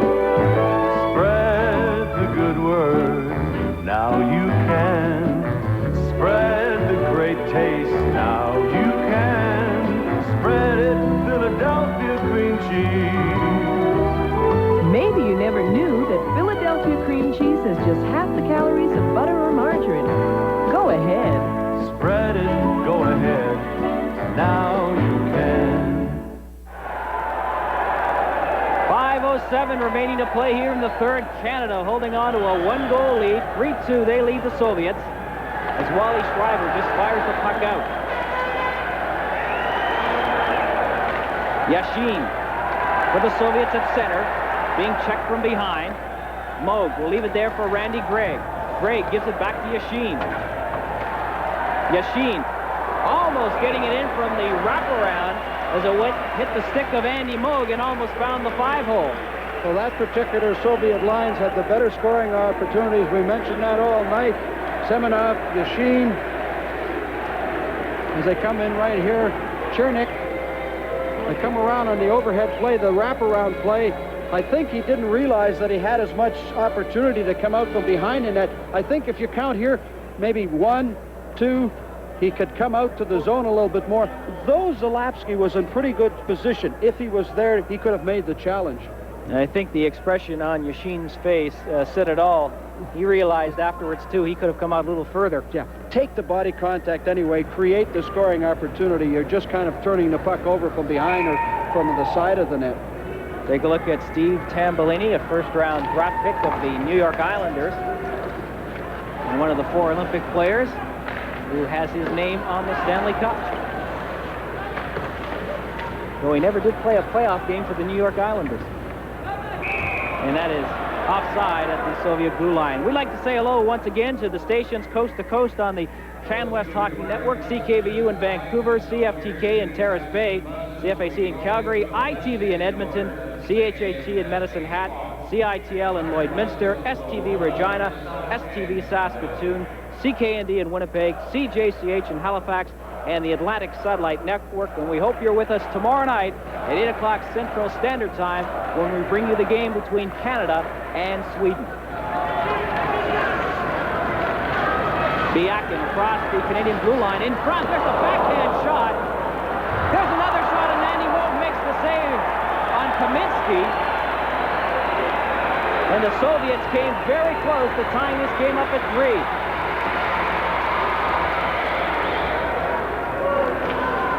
Homatov in the corner.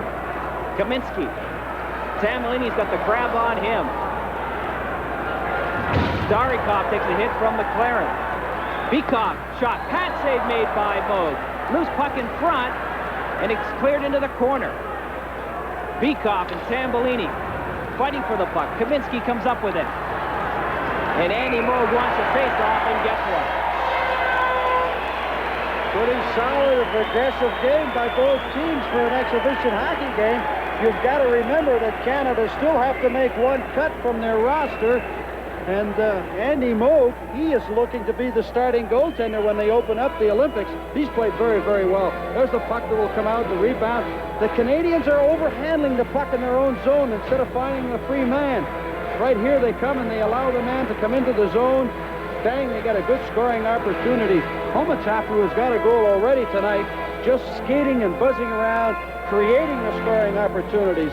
On the second wave of play, that's one thing that the Russians we've noted for in the past, Joe, is their tremendous conditioning. But I like what Dave King has done with this Canadian team. They seem to be fighting them pound for pound in this last few minutes of the hockey game. Take a look at Mark Habscheid, former Saskatoon Blade, draft pick of the Edmonton Oilers, traded to Minnesota.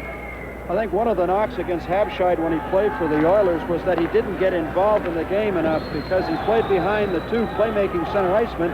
They needed a checker, and he's just not that type of player.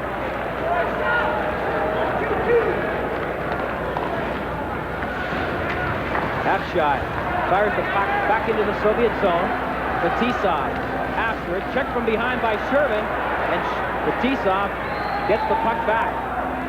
Fetisov has not played well tonight. I would think that the Soviets have to look at the veteran defenseman as to whether or not he has the skills and the speed to play in the Olympics. 3 minutes remaining here in the third period. Canada leading the Soviets 3-2. Goes by Tambellini, Yaremchuk, and Shervin. And for the Soviets, Bikov and Homatov. That's Kazatonov back of the goal. Being hounded there by Merlin Malиновски. Fetisov fires it out to center. Karutov to Makarov. Makarov one-on-one with Felix. Makarov swings wide and tries to wrap around, but Moog had the short side covered. 2:25 remaining. Larionov to Fetisov. Fetisov. His pass to Krutov was off his stick, and Waters fires it out to center. Fetisov back to Karutov. Now Tim Waters trying to get to that loose puck. Krutov. His pass off the skate of Yaremchuk, and the puck goes out over the blue line. Bad play by Krutov. He just turned the puck over. He should have got it into the zone. Залапски knocks down that pass, and here comes Ken Yaremchuk. Yaremchuk with speed. Grab from behind. No penalty. There's the loose puck, and Mylnikov falls on it. From Saskatchewan Place, you're watching National Team Hockey on the Can West Hockey Network. Third period, Canada 3, USSR 2. Watch the scoring opportunity, or supposed scoring opportunity, by Yaremchuk. He knows he's not going to be the Soviet defender to the net, so he's going to try and cause a penalty. Kasatonov grabs him, but the only guy that doesn't call a penalty is the official. I guess 3-2 wants to take it easy, make the right count. 1:46 remaining here in the third period. No overtime, of course. Dave King's not worried, Joe. Look at him. Pretty relaxed, composed, very disciplined coach. Gusarov. Boisvert takes him out of the play. Boisvert to Bradley. Bradley back into the corner. Boisvert looking to put it out in front. drops the puck back to Bredli. Notice how he didn't throw the puck away. Just hang on to the puck. Keeps in possession. Run the clock. Don't turn it over. Well done. Bredli checked off the puck that time, and the Soviets come back, led by Semenov. Semenov's pass for Yashin failed to click. That's Semenov. Winds up the shot of the glove save by Andy Moog. Semenov's been my pick as far as the Soviet players are concerned. He is the one player there that has done everything right offensively. He's shooting the puck. He's handling the puck. He's causing scoring opportunities. He's going to get a puck coming down the left wing, just cross the blue line, and do something uncharacteristic of Soviet players. He wraps a slap shot at goaltender Andy Moog. Moog comes out, makes the challenge, gets that left hand up there, bang, just like he's picking cherries off a tree back in Penticton. Moog will try to get a little bit of a rest here. Well, Dave King has said all along he's got two goaltenders. He's going to play both in the Olympics. Yeah. And when you and I talked to Tom Watt this morning, we said, hey, come on, give us some kind of insider information as to what you're going to do once the games start. He says, you know, I firmly believe that he's going to play both guys. He's played them all year, and we're speculating that he's going to go with the hot hand. But Dave King alone will make that decision. And right now, he looks great playing Andy Moog against the Soviets. They played the Soviets twice this year. They beat them the first time with goaltender Sean Burke, and now they're coming back and doing a pretty good job with Andy Moog in the net. And they're 67 seconds away from beating the Soviets again. Bykov into the face-off circle for the Soviets. Will the Soviets pull their goaltender? I don't think I have ever seen a game where they pull the goaltender. Let's keep an eye on that right now and see if they try to go to the offensive and pull the goaltender out of the net. Less than a minute remaining here in the third period. Canada leading at 3-2. And the defensive players are out there for Canada, and that's no surprise. Vilgrейн, a 2-on-1 with Tambullini. Tambullini winds up the shot and the save made by Mylnikov. 44 seconds remaining. Good scoring opportunity that time for Canada. Karpin, good job there on the Soviet player. Bykov. Kaminski across the blue line. His shot goes wide to the corner. 30 seconds remaining. Bykov back to the point. Biakin will keep it in. Flips it on goal, and Andy Moog will hold it there for a face-off. 22 seconds remaining. You talk about Dave King sending out his defensive player. Von Karpin has not played in the third period. There's a minute and 6 seconds to go. Who goes on the ice? Von Karpin. That's the confidence the coach has in his defensive checking player. He puts Karpin out there on the play. Well, Mylnikov is wondering whether he's going to come out of the net or not. He wants to come out. Takeoff is not even looking at him at all. He's not even recognizing. Mylnikov is whacking his stick on the ice. Takeoff is ignoring him. I think a timeout is being called by Dave King. He's going to allow Tinkoff the opportunity to pull the goaltender. There he goes, skates back into position. Pretty exciting hockey game for an exhibition hockey game. We speculated that they might try to experiment with this hockey game, but they've played pretty much true to form that they want to win this hockey game. They've played their good players. They've been very aggressive. There have been some tremendous hits. There's been some super goaltending on the part of Andy Moog. If I had to pick the star of the game, I would look to Andy Moog. Tomorrow night on the CanWest Hockey Network, Sweden versus Canada. The Swedes defending world champions. And that game will be coming to you live from Saskatoon, Saskatchewan. 8 o'clock Central Standard Time. If we might speculate about the Swedish team, we look at their lineup. They have a lot of veteran players that have played in the National Hockey League, and they've got also some young players. So they're going to be a combination of some experience and some young legs. They're usually very, very offensive, and they should be a treat to watch. Well, we've guessed wrong. Tinkoff has been forced to pull his goaltender because the goaltender is sitting on the bench. Now, whether Tinkoff has pulled him or not, let's see what they've got. They've got the big line. They've got Kasatonov moving up from the blue line to block in front of the net. And Kaminski on the point. Kaminski. So they've gone with, what, 5 forwards and what? Fetisov, the big shooter on the blue line. 4 forwards and 2 defensemen. And they're jamming the front of the net. They're moving in front. And Dave King has countered with Habscheid to take the face-off. He's done a terrific job. He's got Shervin on the right side, Kenny Berry on the left side, Zalapski, 19 years of age, along with the veteran Tim Waters, 29 years old. 22 seconds remaining. Soviets win the draw. Fetisov at the point. Checked by Shurban. Shurban trying to get the puck out. Ken Berry, the net is empty. Berry fires it. Off the post. 9 seconds remaining. One last rush for the Soviets, possibly. Kaminsky with the long shot. It's wide. That is it. Canada has defeated the Soviets 3-2.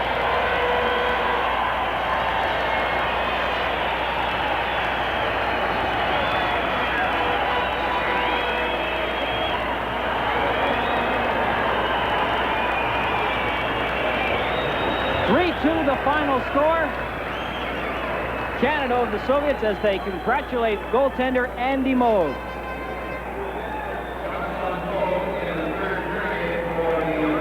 We'll be back right after this.